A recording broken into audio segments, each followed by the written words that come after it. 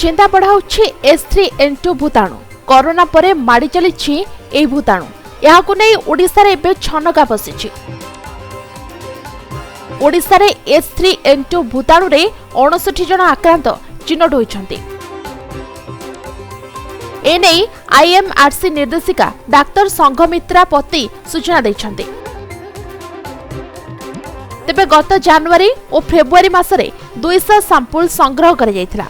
संग्रहित होइतबा 200 sample भितरु 59टी positive चिन्हट होइछन्ति।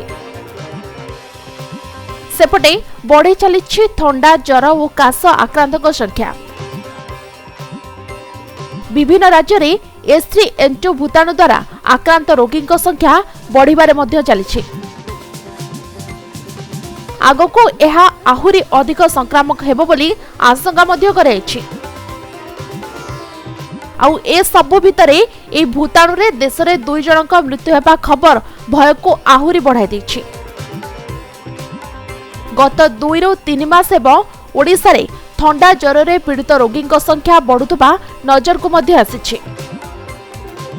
सेपटे सबु राज्य को चिठी लिखि सतर्क कराइबा सहित गाइडलाइन जारी करिछि केंद्र। ब्यूरो रिपोर्ट समय लाइव।